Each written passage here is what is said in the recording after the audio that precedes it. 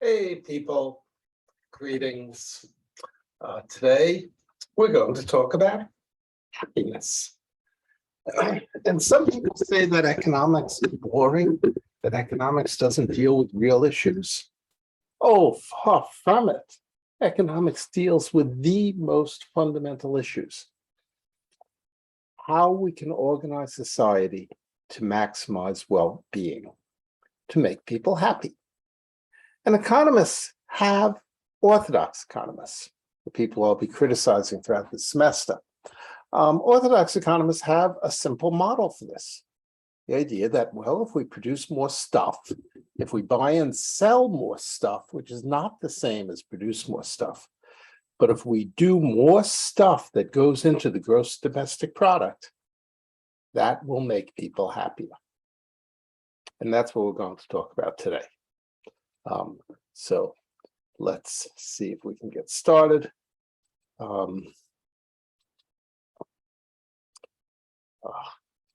With a puppy, Butler, who says hello. Hi, Butler. And here are other dogs, including one wearing a funny tie, cat, a snake. Birds, friends, make us happy.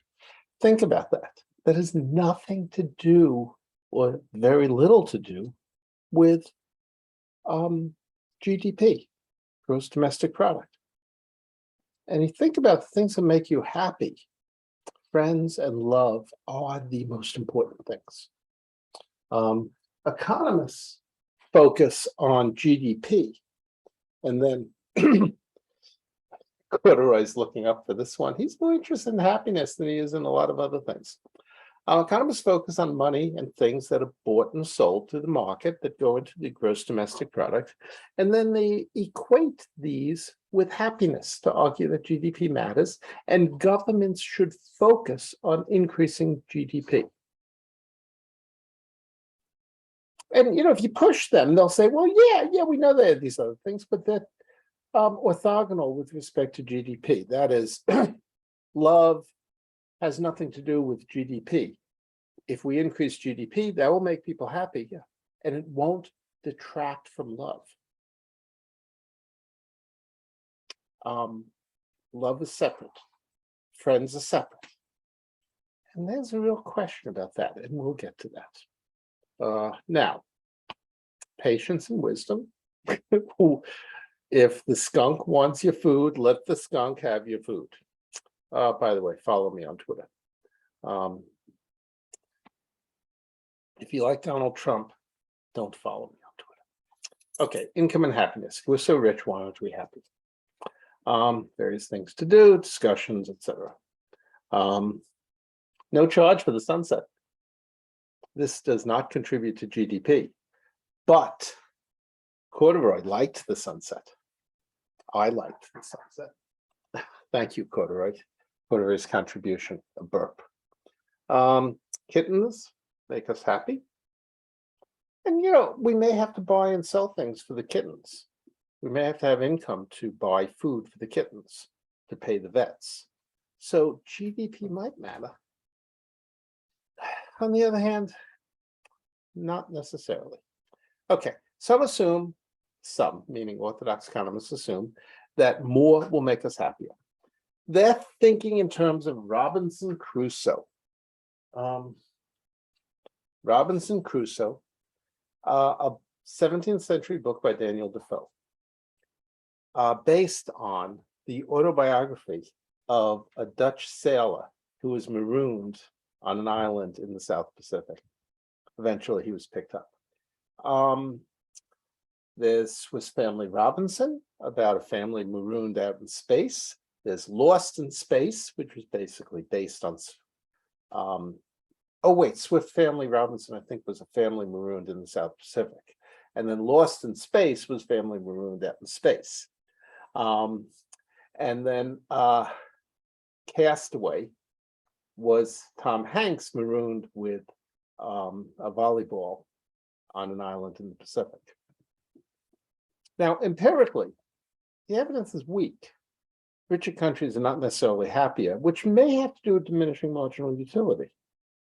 As you get more and more stuff, more and more GDP stuff, the extra stuff doesn't help much. Part of it is we can't get more of what matters.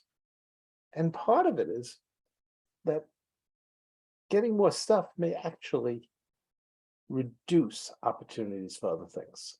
So love may not be orthogonal with respect to GDP. Love may actually go down with GDP. And more stuff can be distractions. And sometimes when others have more stuff, we actually may be unhappy. We may prefer it.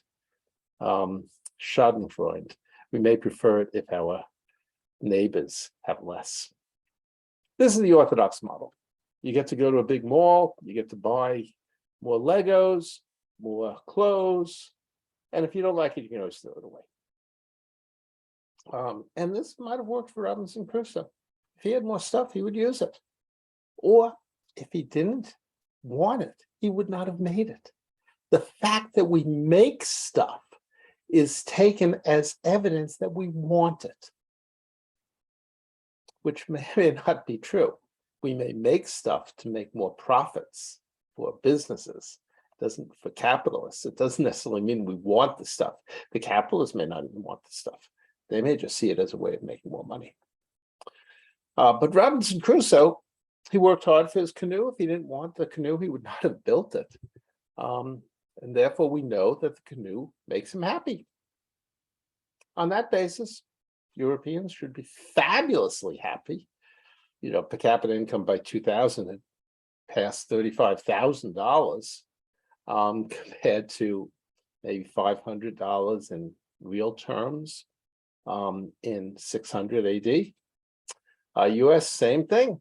Per capita income has been rising by about 2% a year for 200 years. Slowed down a bit. Per capita income is GDP, gross domestic product, total output of goods and services, divided by the population. And it's been rising very quickly. People in some countries should be very happy.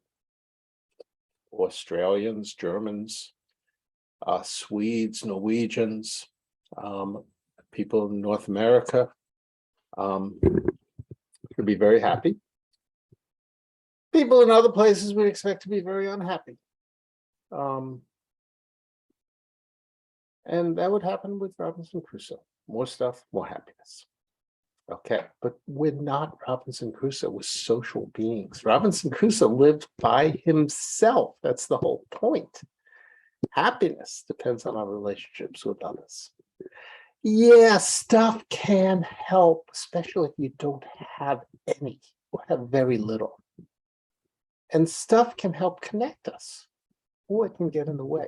Stuff can help us. We go to a movie with friends. We talk about the movie. We go out and get ice cream, or we have drinks. We're spending money, we're consuming stuff, and we're doing it in a way that connects us with other people. But stuff can also take our time. How much time do we spend changing the oil on our car, updating our computers, fixing things? My laptop is in the shop right now because either the screen died or cable between the graphics card and the screen died. Or both. We hope not both. And stuff can create competition because we're social beings. We compare our stuff with other people. Within countries, the rich are happier. Is that because they're happy to have more stuff, or because they're happy to have more stuff than other people? There's an old saying that a man is happy if he earns $1 more than his sister's husband. Increasing aggregate wealth often does not make us happier on average. Americans have much more than they had in 1947, but you know what? We're no happier. Maybe because in 1946, the Red Sox won the American League pennant, so everybody was happy. But then here's like 1967 is over here when the Red Sox won the pennant. Maybe it's this one. Not much happier. Then, of course, 2004, which is about the end of this series. Not much. Europeans are less happy than Americans. These are the 8 core members of the European Economic Community or the European Union. Their income has also grown. It's grown faster than the United States, so they've caught up to us, but not in happiness. And the Japanese, who also have had very rapid increases in GDP per capita, at least until the mid-1990s, almost caught up to the Europeans and the Americans. They're less happy still. Why are the Europeans and the Japanese less happy? What's been happening in the US? Rising income, but not increasing happiness. Here's people with a college degree. That's why you're going to college, because you'll be happy. At least you won't be less happy. But people without a college degree have been declining. Since more and more people have college degrees, the average has not gone down very much. But it's not good. Happiness increases quickly when you move from really poor, like Ethiopia, to Bolivia or Egypt. After that, it kind of increases at a much, much slower rate. Overall, is this diminishing marginal utility? Or is it greater costs of increased affluence? Notice some countries are much happier. Costa Rica, Cuba. Everybody's unhappy in Cuba left. I'm not sure Sri Lanka is still that happy, given what's been going on, but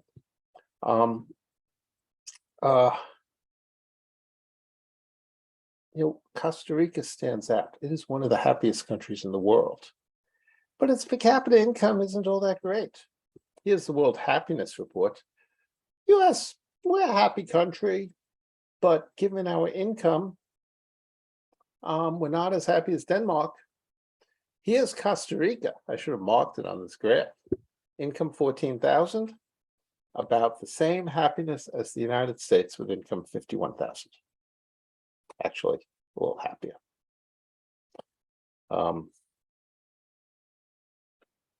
That may be a mistake. It looks like the US is 7.1, not 6.9. Fuck Russia. The Easterlin paradox, named after Richard Easterlin. He's University of Southern California most of his life. Before that, though, he was at, I think he was at Harvard when he wrote this. And he observed that happiness increases within countries, but not over time and not between countries. So rich people are happier than poor people within the United States. But as the United States has gotten richer, happiness hasn't increased. And as the United States has gotten richer, and we have not, as anybody gets richer, the happiness does not increase. That's not really true. Easterlin, a lot of people have looked at these data. There's been more research, and happiness does increase, but the rate of increase levels off. And the question is this just diminishing marginal utility, or is something else going on where increased GDP actually does have negative effects? It is not orthogonal with respect to love, and it diminishes love. Now, to be sure, why would anybody expect GDP to be associated with that? As you get down to it, there have been a lot of really rich countries, or relatively rich countries, clearly unhappy. Haiti, under slavery. It's like it was the richest country in the world in terms of GDP per capita, by far, as a sugar colony in the 18th century, but not happy. The USSR had relatively good increases in GDP. It slowed down a bit after 1970 and slowed a lot after 1985, when it actually started to go down. But the Soviet Union was doing fine in terms of GDP. Is this a model we'd want to follow? There's more to happiness than GDP. And to be sure, there's something to think about. Our happiness is not a good thing for business. I'm very happy with old t-shirts. I mean, I love my house and I love getting things for my wife and children, but I'm not a big consumer. You know, we have 2 cars, really one more than we need, especially since I've been ill and not mobile on my own. But you know, one is a Camry from 2002, and the other is a Toyota Sienna from 2006. Before I was ill, I would bicycle a lot. I was riding my wife's 1982 Unibega. Yeah. You know, I do spend on my dog. You know, he has medical. He always has eye troubles, and we have a 16-year-old cat who always needs vet services. But you know, I'm not good for the capitalist economy. You don't make money off of me. You make money off of people who borrow on their credit cards, buy more stuff on the idea that that will make them happy, which means they're being unhappy right now. If we're dissatisfied, we'll buy more. And then we'll work more to make the money to buy more. Capitalism needs unhappy people. It needs dissatisfaction and the promise that more will make you happier. Okay, why doesn't money make us happier? The diminishing marginal utility is part of it. You know, you just start to run out of things that really make a difference. The first money you get as a poor country, you spend on clean water. Big effect. After that, it starts to have less effect. Goods crowd out social relations. We don't have time for our friends. I mean, some goods promote, but a lot crowd them out. We can never buy more of the things that matter. Beachfront views, time, externalities. You know, the more stuff we have, we start to pollute, make noise. My neighbors have this riding lawnmower. I hate it. I hate them. It's so loud. Needs increase with capacity to consume goods. Yeah, we just start to get used to stuff. You know, I thought I wouldn't need a cell phone. You use a phone all the time. Need it. Vital. Can't live without it. It doesn't make me happy the way you might think, because I need it. Distribution matters. Giving more to the rich might make everybody else less happy. And it may not do much for the rich because of diminishing marginal utility. Comparisons drive happiness. You know, if I get more, I'm happy, partly because better than you. Then my neighbor shows up with more money, with a Lexus or something. It's like, fuck that. Now I feel bad. I don't have as much as them. Okay, diminishing returns to additional happiness definitely happens. The same percentage increase in income to get increases in happiness. But adding more dollars just doesn't do as much. We need more and more. Goods take time. They start crowding out other things. And you know, stress, it's like, oh my God, I've got all these things to worry about. I've got my computer tune-up to worry about, my car tune-up and registration to worry about. I've got my cell phone plan to worry about. And everybody's telling me I should get a different cell phone plan. Too busy. Oh, did I use the word? Oh yeah, I used the wake up word for our Alexis type device. Okay, people in rich countries, computer, say hello. People in rich countries too busy to have sex. Like, come on, the one thing in all surveys I've seen, the thing that makes people happiest, sex. One activity that makes people the happiest is sex. And what happens when you get rich? You become a rich country, you don't have time. Yeah, there's Japan. Might explain a lot. Why doesn't money make us happy? Goods don't matter because we can never create more of what we really want. What I really want is a Monet. I really do. I love a Monet. All I have is a Monet tray. Van Gogh. This one sold for, I think, $170 million. It's like all these people who got $100 million and thought, oh, now I can buy myself a Van Gogh. No, now you need 170 million because there's only one. There's only one building. Well, there are several buildings, but there's only one block overlooking Central Park from the south. And apartments there sell for $100 million and up. Really? Sunsets? Donut holes with ice cream. That sounds good. Fresh donuts. I love fresh donuts. I love sunsets. My wife and I often go to this place in Amherst where we get a nice view of the sunset and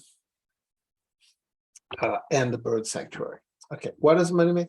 Externalities, crowding, ugliness, pollution.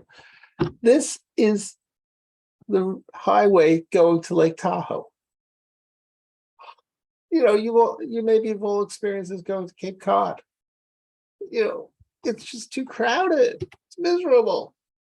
And then we abuse the collective commons. All these people, maybe some of them are driving electric cars, but a lot of them are driving gas-powered cars, polluting the environment, ultimately ruining things for everybody.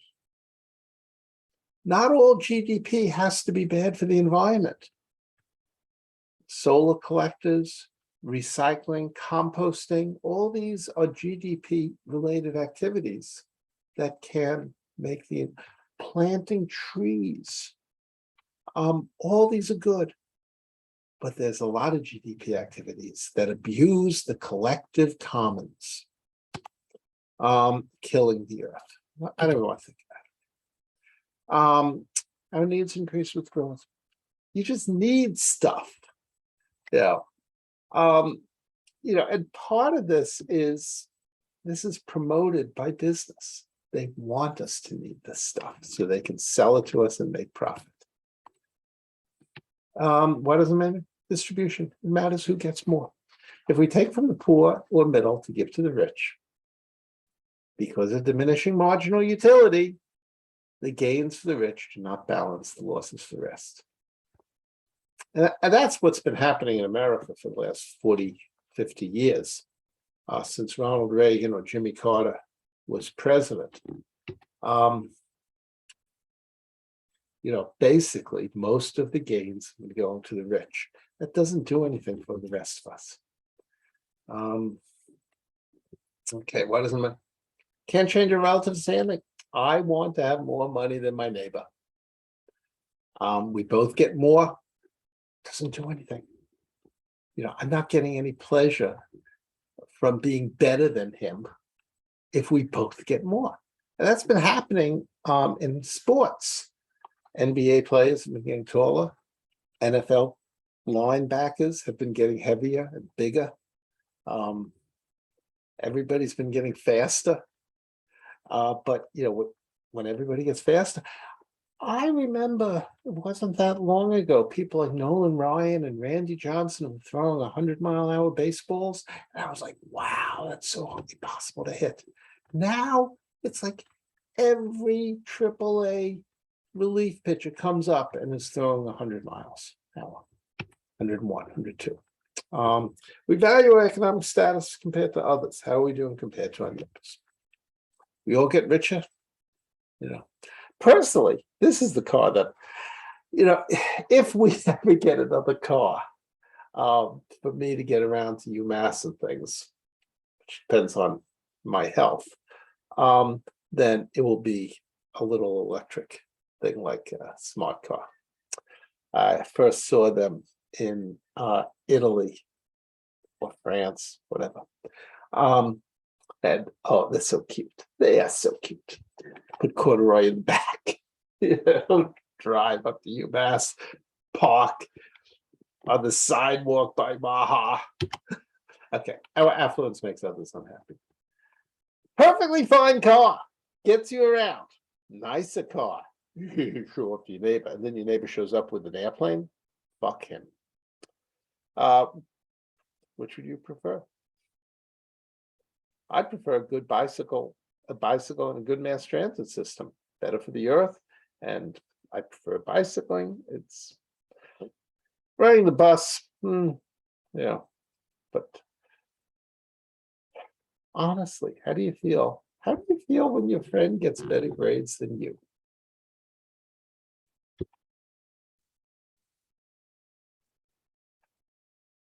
Grades and a real spurt during the Vietnam War.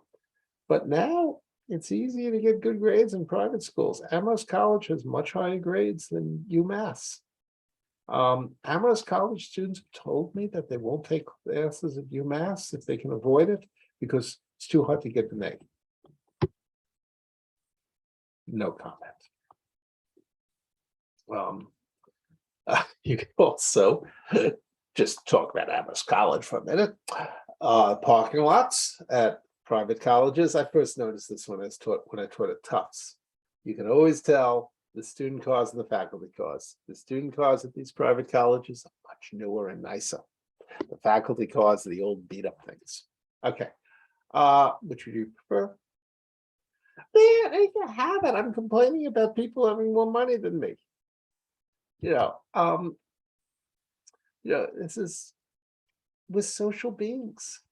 Even somebody like me who is so satisfied with myself, these comparisons pop up. Most people would prefer to have less money as long as they have more than their neighbors. Happiness, really, you got to think about it. It's not things. Things help, things matter, but increasingly things don't matter that much. Happiness comes from social relations, our connections with others. And money doesn't help that. And money can get in the way. Okay, now government uses GDP as average income, one stat to rule them all. And just like the ring of power, it's seductive. Higher increasing GDP is taken as good. I mean, you see newspapers every quarter. GDP growth up, GDP fell, GDP level. Actually, that's not what GDP was developed for. It's worth mentioning because it's a clue to why GDP is a poor measure. GDP was not developed as a measure of wealth. It was developed as a measure of the capacity of states to wage war. I may be wrong. Somebody may find, go back further, but the earliest that I see, and this is my focus on the English literature, or French, is from the 17th century. Comparisons of the capacity of England, not the United Kingdom yet, and France or the Netherlands to wage war. How much resources can the King of England get, or the King of France? Now, modern GDP came out of World War I. Economic planning by the Allies, the Entente, and then by the associated power of the United States. And Wesley Clare Mitchell, one of my heroes, Columbia professor, his wife founded a preschool, Bank Street School. So anyway, Wesley Clare Mitchell put up the first, what we would see as estimates of GDP. His student, Simon Kuznets, who came out of Austria, out of Russia, and had worked on Soviet planning, early Soviet planning, came to the United States, and in the Great Depression and World War II developed GDP to measure resources available for military purposes. And it came with the idea of the production possibility frontier that we'll talk about a lot more as the semester goes along. We could have this much butter, or we could have this many guns. How far out we are depends on our GDP capacity. How many bombs, how many tanks, how many cars can we make? Fundamental ideas include the trade-offs. You do trade-offs, you get more of one. Yeah. And it ignores non-market production. We ignore non-market production. And this is recognized by the smarter people who developed GDP. Kuznets was very aware that he was leaving important stuff out. And he talked about that a lot, but the people who followed him kind of ignored the caveats. Ignores home production, ignores the abuse of resources, the commons, avoids everything that isn't bought and sold in the marketplace. Now, governments generally recognize this is in words, and not all governments. I don't think the Trump administration ever talked about this, but the Obama and the Biden people in the Obama economists in the Obama and the Biden administration are well aware. But it's still lip service that we need to think about other things. The United Nations, 30 years ago, whatever, started using the Human Development Index, which values literacy and infant mortality rates as well as GDP. Okay, it's a step. There was a policy, a project at Harvard, I was involved with it, to use heights by age as a measure of well-being. The problem with heights by age, among many problems, is it's a lagged measure. How tall you are reflects your net nutrition and well-being when you're younger, but a 25-year-old will be taller or shorter depending on what happened in utero.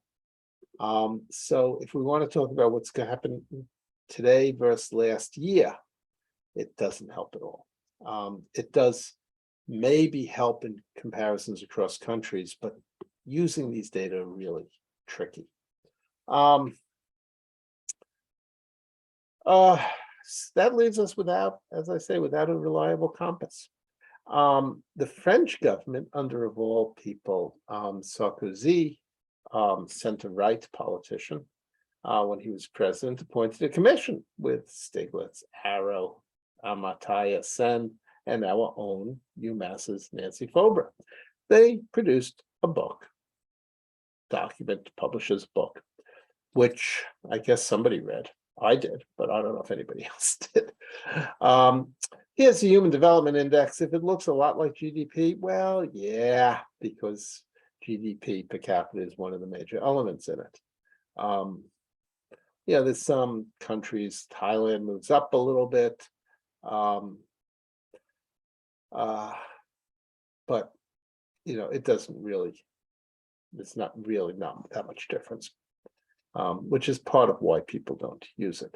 Now, Vermont, of all places, has developed a genuine progress indicator that the government uses. Maryland has used an index like this too. And this is really, like not the Human Development Index, but like the report by Stiglitz, Arrow, et cetera. The genuine progress indicator actually is different than GDP. And it's interesting that while GDP looks like this, the genuine progress indicator has been rising much less rapidly. So it really does make a difference, taking account of home production, of environmental degradation, of volunteering, of the value of leisure, and other positives and negatives. I would check it out. It's actually, interesting, but nobody pays that much attention to it except for me and you, maybe. But there's hope, and we would be much better off if we used measures like that. Although even that wouldn't be perfect. Really, it's like we need to have measures that incorporate the things that really matter. But okay, relationship between income and happiness over time is weak because diminishing marginal utility, more stuff to care for, externalities, rising needs and expectations, all that stuff. Okay. As I said, we're talking about the things that really matter. Economics is about, or should be about, the things that really matter. Happiness, well-being. And on that note, check out Strange New Worlds and Star Trek. Getting back to the good stuff. While I'm talking about it, I really liked Picard's second season. I really liked it, which, you know, a lot of people didn't. And what else? So, What We Do in the Shadows. It's a really weird vampire show. One season was not good, but the others are really good. Funny. It's really a blast. But okay, enough of that. Live long and prosper. Be well. Enjoy yourselves. And see you next time. Bye-bye.